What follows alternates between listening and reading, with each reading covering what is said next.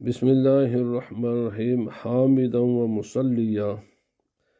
یکم رمضان المبارک کو نماز تراویح میں جامعہ اسلامیہ رضویہ ضیاء الایمان 299 ریڈنگز لین میں حضرت مولانا حافظ ابو ذر اور حضرت مولانا حافظ مقداد صاحب انہوں نے پہلے قرآن حکیم کے پہلے سپارے کی تلاوت کی اور پہلے سپارے کے جو مضامین ہیں ان کا خلاصہ اردو اور انگلش دونوں میں پیش کیا جا رہا ہے، اور انشاءاللہ العزیز ہماری کوشش ہوگی کہ پورے قرآن حکیم کے ہر سپارے کا خلاصہ وہ عامۃ المسلمین کی خدمت میں پیش کیا جائے۔ پہلا سپارہ سورۃ فاتحہ سے شروع ہو کر سورۃ البقرہ کی آیت نمبر 141 تک جاتا ہے اور یہ ان آیات پر مشتمل ہے۔ اس میں ایمان، ہدایت، انسانوں کے اقسام، بنی اسرائیل کے واقعات، حضرت ابراہیم علیہ السلام کی آزمائشوں کا ذکر ملتا ہے۔ سورۃ فاتحہ قرآن حکیم کی پہلی سورت ہے اور اسے ام الکتاب بھی کہا جاتا ہے۔ اس کے اہم نکات یہ ہیں کہ اللہ تعالیٰ کے حمد و ثناء اور اس کی ربوبیت کا بیان ہے، رحمت اور جزا و سزا کے دن کا ذکر ہے، صرف اللہ کی عبادت اور اسی سے مدد طلب کرنے کا عہد کا ذکر ہے، اور سیدھے راستے یعنی صراط مستقیم پر چلنے کی دعا ہے۔ اور یہ صورت بندے اور خدا کے درمیان دعا اور عہد کی بہترین مثال ہے۔ اس کے بعد سورۃ البقرہ کی آیت نمبر 1 سے لے کر 141 کا خلاصہ یہ ہے کہ قرآن حکیم کی حقانیت، سچائی اور انسانوں کی قسمیں اللہ تعالیٰ نے بیان فرمائی ہیں۔ اللہ پاک فرماتا ہے کہ قرآن حکیم سراپا ہدایت ہے، مگر یہ صرف پرہیزگاروں کے لیے ہدایت ہے۔ انسانوں کو اللہ تعالیٰ نے 3 گروہوں میں تقسیم کیا ہے۔ ایک مومن ہے، اور مومن کی جو تقوی ہے یہ کسی بھی تقوی کے لیے ایمان پہلی شرط ہے۔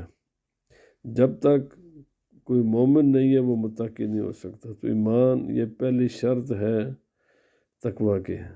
مومن ہوگا تو متقی ہے، اس کے بعد یہ سارے معاملات جاتے۔ دوسری قسم ہے کفار ہیں، جیسے ہندو ہیں، عیسائی ہیں، یہودی ہیں، سکھ وغیرہ ہیں، اور یہ کلیئرلی اسلام کو ریجیکٹ کرتے ہیں۔ منافقین ہیں جو کسی خوف یا لالچ یا کسی دوسری غرض سے مسلمانوں کے ساتھ رہتے ہیں، مگر اپنے کفریات کو اپنے دلوں میں چھپائے رکھتے ہیں۔ یہ کفر کی بدترین قسم ہے، اسی لیے اللہ تعالیٰ نے ان کو تفصیل کے ساتھ ان کی نشانیاں اور ان کو بیان کیا ہے۔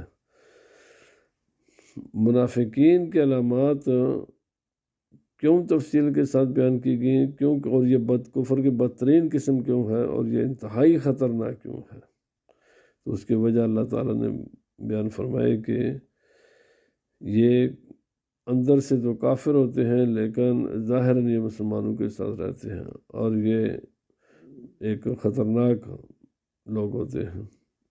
حضرت آدم علیہ السلام کی تخلیق کا اور فرشتوں کو انہیں سجدہ کرنے کے حکم کا ذکر ہے، اور ابلیس نے سجدہ کرنے سے انکار کیا، تکبر کیا اور وہ لعنتی ہوا۔ حضرت آدم علیہ السلام کو جنت سے زمین پر بھیجنے کا ذکر ہے، اور پھر ان کی توبہ کی قبولیت کا ذکر ہے۔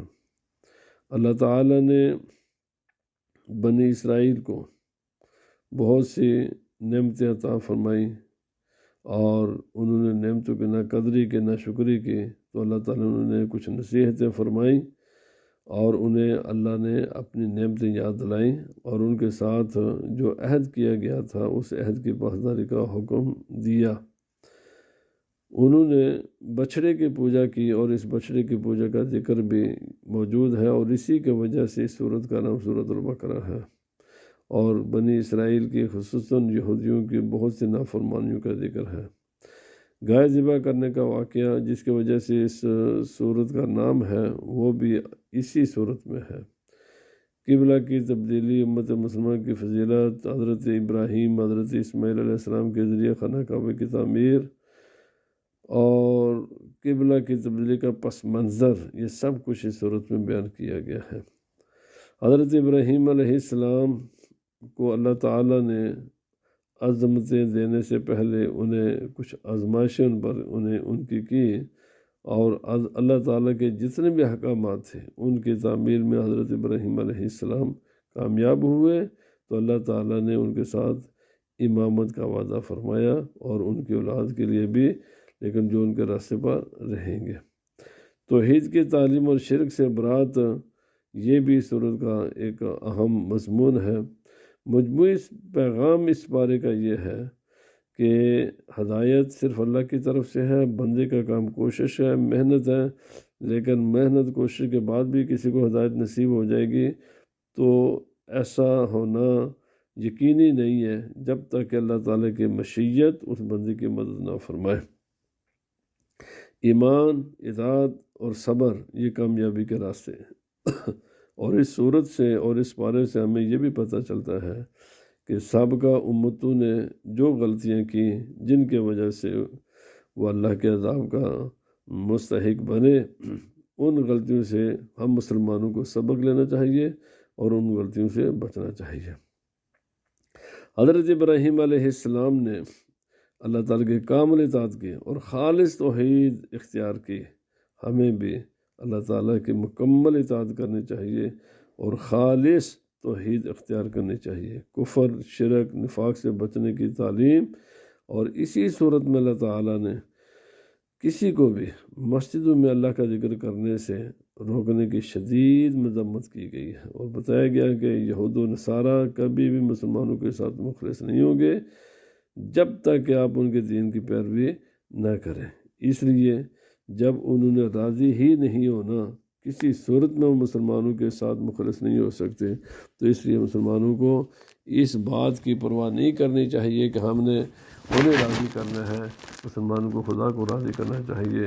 اور باقی یہ ایک یقینی بات ہے کہ وہ تم سے کبھی بھی راضی نہیں ہوں گے، تو ہمیں اللہ ہی کے راستے پر چلتے رہنا چاہیے، اور خدا کے دین کی حفاظت بھی ایسے ہی ہوگی کہ اللہ پاک ہمیں رسول اللہ صلی اللہ علیہ وسلم نے جو دین عطا کیا ہے اس پر اللہ پاک ہمیں چلنے کی توفیق عطا فرمائے۔ وما علینا الا البلاغ۔